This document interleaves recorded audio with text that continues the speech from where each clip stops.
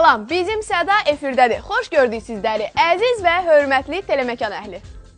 O gün pəncərədən qonşu qadınların söhbətini eşidirəm. Kimisə ağ yuyub qara sərirlər. Bu həmişə belədir. İki qonşu bağçada oturdusa hökmən nədənsə danışırlar. Elmdən, texnikadan, siyasətdən, mədəniyyətdən və yaxud da idman yeniliklərindən danışsalar nə vardı ki? Amma belə deyil. 100% olmasa da 99,9% kimisə qeybətini edirlər. Deyəndə də boyunlarını almırlar ki, yazıq canımız nə edirik, söhbətləşirik də, deyirlər. Bəli, salamlaşma ilə başlayıb sonra qeybətə çevrilən bu söhbət hətta fəlakətin, tufanın yıxmadığı evi elə yıxar ki, izi tozu da qalmaz. Şərqin dahi mütəfəkkiri Mövlana da qeybətin gücünü etiraf edir, deyir. İnsanoğlu dünyanı zəbt edə bilir, dilini zəbt edə bilmir. Nəysə, çox qarışıq məsələdir. Yaxşısı budur, gəlin Fidanın süjetini izləyək. O bizə hər şeyi izah edəcək. Söhbəti də, elə qeybəti də.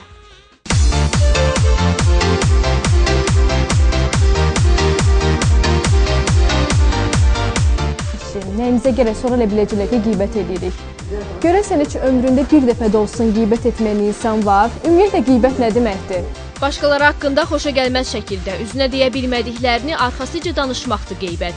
Çoxları kimlərinsə haqqında yeri gəldi gəlmədi, mənfi danışmağı normal hal sayır. Bəs qeybətin yaxşı hərəkət olmadığını bilənlər nə üçün bundan əl çəkə bilmirlər? Üzlərinə deyənmirlər, arxalarıca danışırlar. Yəqin özlərində olmayan şeydə başqalarını tapanda ürəklərini ilə boşaldırlar. Əsasən xalalar orada qeybət edirlər, vaxtlarını keçirtmək üçün yəqin ki. Dedikoduya şərait yaradan səbəblər var ki, onlardan biri də intiqam və paxıllıq hissləridir. Bundan əlavə yoldaşlarını oxşamaq, kimisi güldürmək üçün başqalarının qüsurlarını vasitə seçmək də qeybətə yol verən əsas amillərdəndir.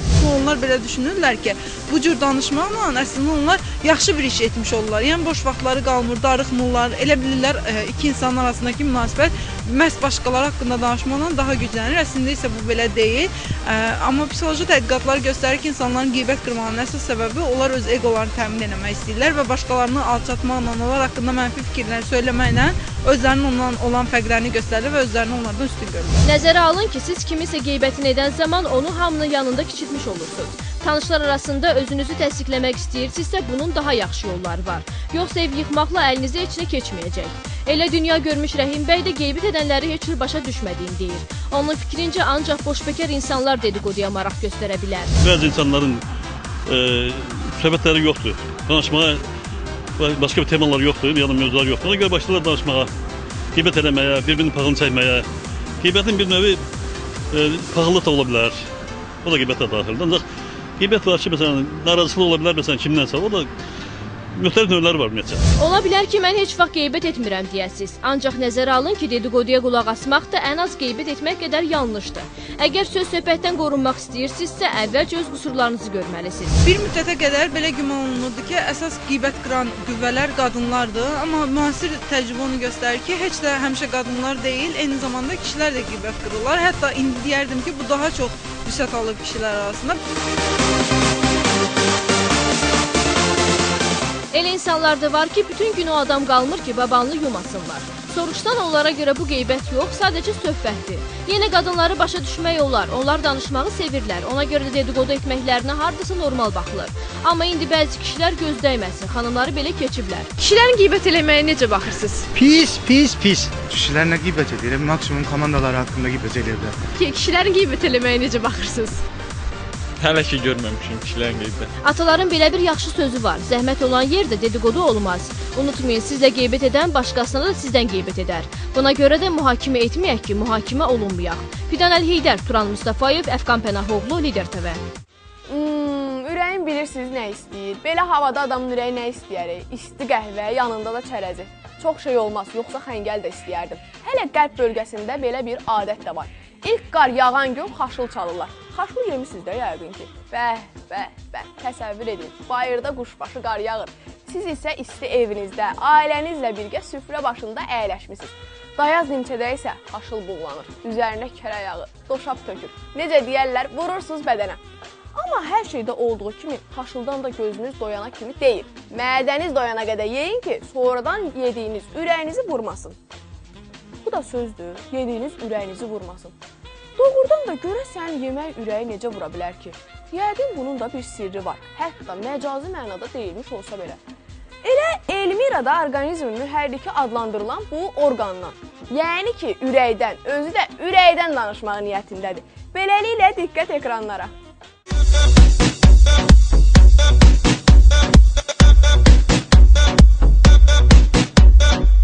Yəqin ürəyin insanın həyati əhəmiyyətli orqanlarından biri, bəlkə də birincisi olduğunu bilməyən olmaz desəm yanılmaram. Biz bu dəfə sizi ürək haqqında maraqlı faktlarla tanış etmək istəyirik. Heç bilirdiniz ki, ürək gün ərzində 32 kilometr məsafəni avtomobillə qət etmək üçün yetəcək qədər enerji hasil edir. Bu enerji həm də yerdən aya gedib geri qayıtmağa bəs edir. Ürək sevgi simvolu hesab olunur. Bu orqanı digər orqanlardan fərqləndirən cəhət isə daim hərəkətdə olmasıdır. O saatlarla, günlərlə, aylarla və ömrümüz boyu fəaliyyətdədir. Onun dayanması isə həyatımız bahasına başa gəlir. Bəs görəsən ürək haqqında bildiklərimiz, bilmədiklərimiz və öyrənmək istədiklərimiz nədir? Gəlin araşdıraq. Ürək haqqında nələri bilmək istəyərdim? Ürək haqqında nələri bilmək istəyərdik? Onun necə vacib olduğunu təsdiqləyən məlumatlar. Yəni bizim üçün əsas necə bir funksiyaları yerinə yetirir, onu bilmək istəyərdik. Yəni bu barədə çox az məlumat bilirik. Bilən işləməsə, ora qoyulan aparatlar olur da, onlar haqqında bilmək istəyərdik.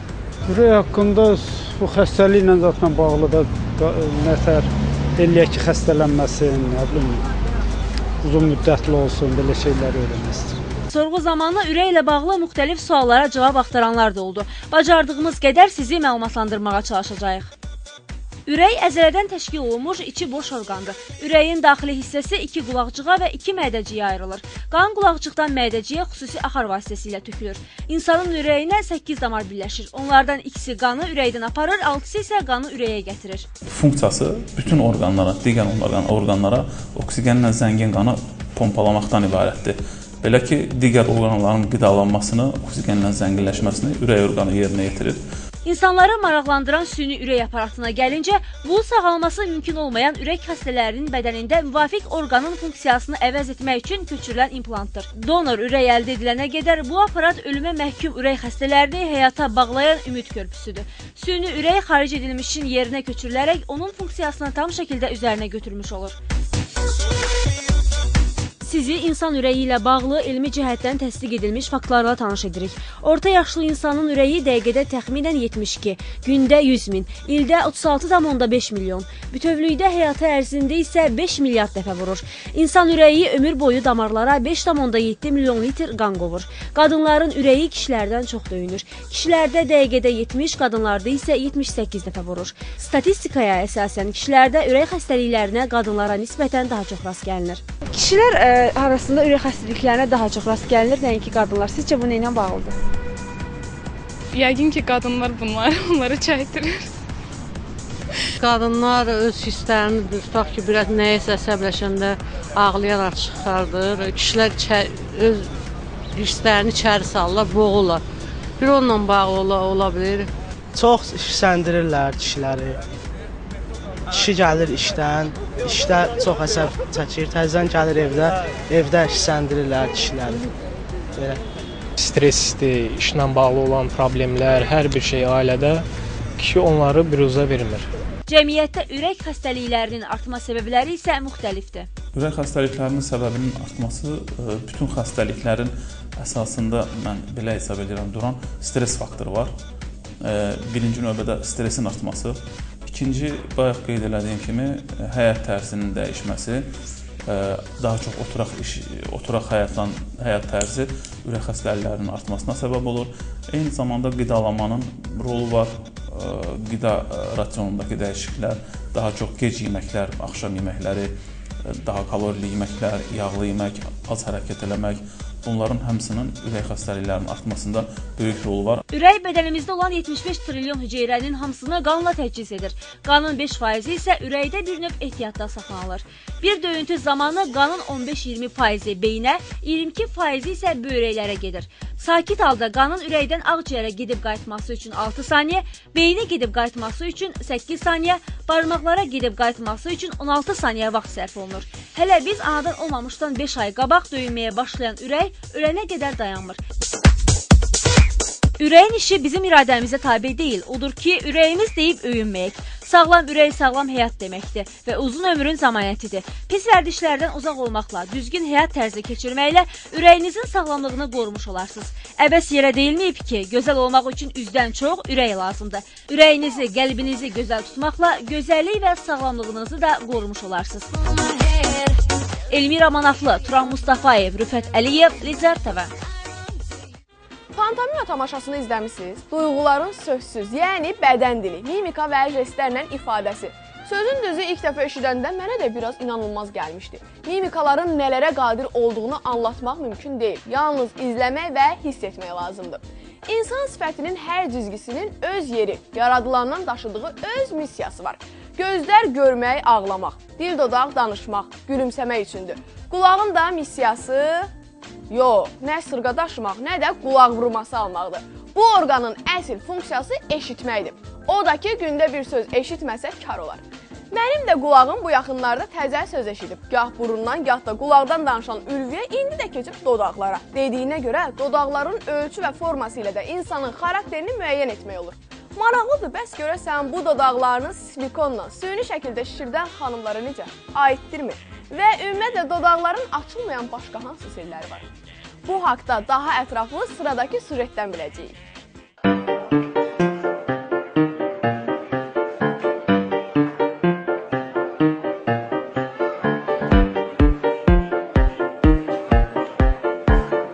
Deyilənə görə iri həcmli dodaqlar yüksək temperamentin danılmaz göstəricisidir. Əsasən də qadınlarda.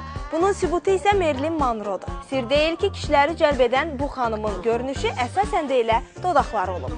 Ki, istər xanım, istər bəy olsun da, onların dodağın həcminə görə onun xarakterini müəyyən etmək olurmuş. Nəm, vallahi insan var ki, anadan gəlmə elədi. İndiki xanımlar öz də şişirtdirir, görürsən dodağını. Onlara münasibətiniz necədir? Allah insanı necə yaradıbsa elə olmalıdır. Allah yaradan dodağı nə üçün müqayimlər ki? Pis. İnsanın ümumiyyətlə xarakterini təyin eləmək üçün onunla bir 10 ildə yaxın olsan, yenə təyin eləmək olmur. İri və dolğun dodaqlar yüksək temperamentdən xəbər verir. Bu cür dodaqlara sahib olanlar çox diqqət çəkən və cazibədar görünürlər. Psixoloq İlahə Dadaşova deyir ki, iri həcmli dodaqları olan xanımlar kişilər tərəfindən çox bəyənilir. Lakin dolğun dodaqlı xanımlar hər şeyə ciddi yanaşmırlar. Onlar belə necə deyim sizə, həyatı boş verən insanlar olur. Yəni bugündür, sabahda nə olar, onu Allah bilir.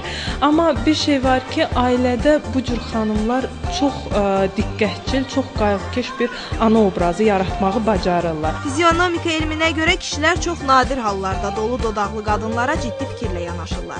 Bunun üçün onları qınamaq da olmaz. Çünki belə qadınların əksəriyyəti zövq və əyləncə qurğunu olurlar. Son zamanlarsa dolğun dodaqlı, daha doğrusu doldurulma dodaqlı xanımlarımız maşallah günü-gündən çoxalır.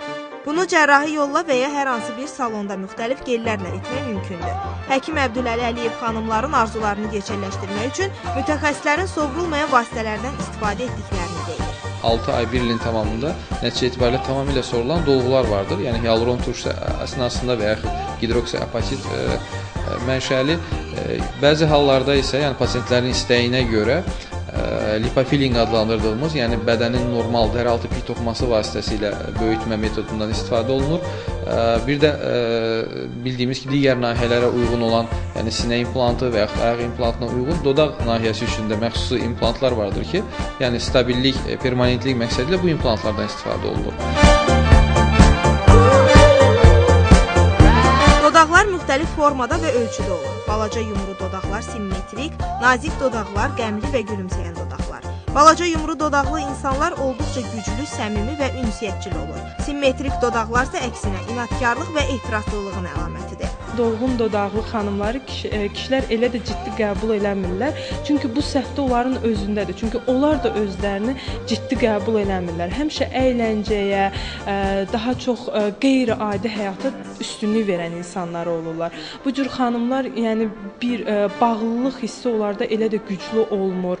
Yəni daha çox dəyişməyə üstünlük verirlər. İstəyir iş həyatı olsun, istəyir şəxsi həyat olsun, həmişə dəyişikliyə daha çox üstünlük verirlər. Və bu cür xanımları əldə etmək, əldə saxlamaq istəyən kişilər həmişə onları nə ilənsə təəccübləndirməyi bacarmalıdırlar. Çox diqqətçil, mülayim və olduqca sakit görünən insanların dodaqları adətən qeyri-simmetrik olur. Nazik dodaqlara malik insanlarsa qərarını tez dəyişən, qısqanc, səbirsiz, eyni zamanda həm də ürək açıq olurlar. Sıra gəlib çatdı gülümsəyən dodaqlara. Belə dodaqlar tükənməyən sevinc və xoşbəxtlik çeşməsi kimi insanları özlərinə cəlb edirlər. Həmişə optimistdirlər.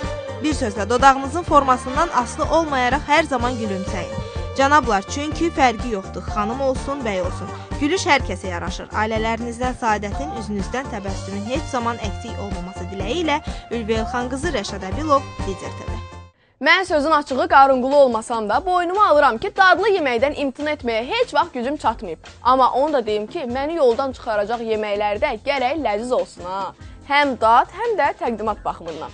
Uşaqlıqdan eşitmişik ki, mədə-bağırsaq sisteminin normal fəaliyyətini tənzim etmək üçün gündə heç olmasa bir dəfə sulu yemək yeyilməlidir. İnsan təbiətdə ziddiyyətlidir axı. Nə xeyirlidir, onu sevmirik. Ziyan olana isə əksinə can atırıq. Bir yemək də var ki, o həm xeyirlidir, həm də dadlı. Soyuq dəymənin dərmanıdır. Bəli, söhbətin duru xörəkdən getdiyini yəqin ki bildiniz. Düzdür, bizim mətbəxin yeməyi olmasa da elə bizim mətbəx qədər yaxın olan borşdan gedir.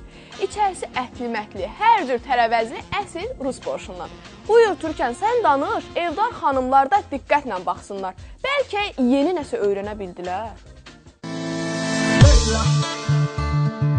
Bella.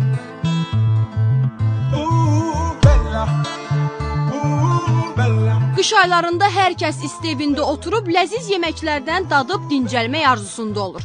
Sərt qışda insanlar bədəni istidən, boğazı yumuşaldan isti duru yeməklərə daha çox üstünlük verirlər. Düyü şorbası, xarçox, xəngəl, mərci bozbaş, düşbərə və boş bu aylarda ən çox bişirilən yeməklər sırasındadır. Boş yeməyi qədim Romalıların milli şorbası olub. Hamımızın bəhbəhlə yediyi boş Rusiya imperiyası dövründə Azərbaycan mətbəxinə də daxil olub. Rusiyadan başqa borşun müxtəlif növləri Ukrayna, Polşa, Litva, Moldova və Şərqi Avropanın başqa ölkələrində də bişirilir. Hər mətbəxdə də bu yemək fərqli reseptlə hazırlanır. Amma hər kəsin əlindən də bu yemək dadlı çıxmır. Bəs gəlin görək aşpazımız Taranya xanım bizə nələr deyəcək, borşu necə hazırlayacaq. Salam Taranya xanım. Salam, xoş gördük sizi. Bax, borş pişirilməmişdən əvvəl hansı ərzaqları hazır edirsiniz? Borş pişirilməmişdən əvvəl, demək, sümüklü tikələri dana ətindən əlbəttə ki, qoyuruq, qaynadırıq, bulyonunda hazır qalır və sonra soğan, yağ soğan, demək, dağ olunur, qızardılır və ora əlavə olunur kök, çuğundur və kələm. Bunlar hamısı birlikdə qovrulandan sonra, ondan sonra bulyonu və ətə əlavə edib borşumuzu pişiririk və dəfinə yarpağı əlavə edəcəm ora və cəfəri. Axırda da cəfəri qıracaq. Borşun tərkibində olan tərəvəzlər əsasən sümüklü malatinin suyunda bişirilir. Qırmızı borşa rəng verən əsas tərəvəz isə çuğundurdur. Bəziləri borşu az çuğundur qataraq onun rəngini qırmızı deyil, sarı edir. Çuğunduru, kələmi, əti əlavə elədik, kartof əlavə elədik. İndi isə bulyonu əlavə edəcəm bura. Ən sonda bulyon əlavə olunacaq. Bəli, duz istiot da vuruldu. Borşu bişirdikdən sonra bir neçə saatlıq kənara qoyduqda dadlar bir-birinə qarışır və daha ləziz olur. Bizim qırmızı borşu isə digərlərindən fərqləndirən xüsusi dadıdır. Əsasən Şərq Slavyanlarının ənənəvi yeməyi hesab edilən borş Ukrayna mətbəxinin əsas yeməyi sayılır. Karpatda isə borş ənənəvi toy yeməyidir. Polşa mətbəxində də borşu çuğundur şorbası adlandırırlar. Borş yeməyinin müxtəlif çeşidləri var. Bunlardan biri də yaşıl borşdur. Yaşıl borş çox evlərdə bişməsə də, lakin üstünlük verilən yeməklərdən biridir. Bu borşu isə qırmızı borşdan fərqləndirən içinə qatılan tərəvəzləridir. Gəlin görək aşpazımız necə hazırlayacaq. Bəli. Yaşıl borş demək ki, tərəvəzlərinə görə kələm borşundan ayrılır. Bunda demək gedir bütün göylərdən. İspanaqdır, turşəngdir, keşnişdir, şüyüddür. Bütün göylərdən əlavə elədik bura. Biber doğrayacağam, kök doğrayacağam, duzlu xiyar doğrayacağam və hamısı birlikdə qovrulacaq. Turşu, alça turşusu əlavə edəcəm, zirincə əlavə edəcəm. duz üstüyor və buna da eyni miqdarda ət əlavə olunur, xırda, amma xırda doğranmış, dana ətindən doğranmış, qabaqcadan qaynadılmış ət əlavə edəcəm və ət bulyonu töküb bişməyə qoyacam. Bişəndən sonra da üstünə yumurta çırpıb əlavə edəcəm. Yaşıl borşdan fərqli olaraq yalnız kartof, çuğundur və kələmdən istifadə edilərək hazırlanan vegetarian borşu isə pəriz saxlayanların sevimli yeməyidir. Adətən qırmızı borşu insanlar ağız dadına görə müxtəlif cür yeyirlər. Ya mayonez qatırlar, ya da qatıq. Mən isə bu yeməyi mayonezlə yeməyi sevirəm. Həqiqətən də borş soyuq ayların yeməyidir. Çox dadlı alınıb. Yaşıl borşu qırmızı borşdan fərqləndirən isə göy göyərtilərinin çoxluğu, kələminin olmamasıdır. Deyirlər yaşıl borşu limonla yeyəndə daha çox dadlı olur. Mən isə ilk dəfə bu yeməkdən dadacam.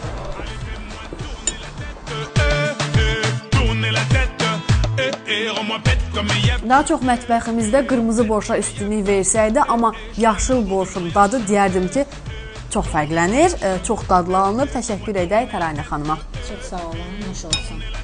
Belə, sizlərə bu soyuqda içinizi isidəcək, dizlərinizə təpər, qolunuza qüvvət gətirəcək dadlı, ləziz təyyamlardan biri olan borşun hazırlanmasından söz açdıq.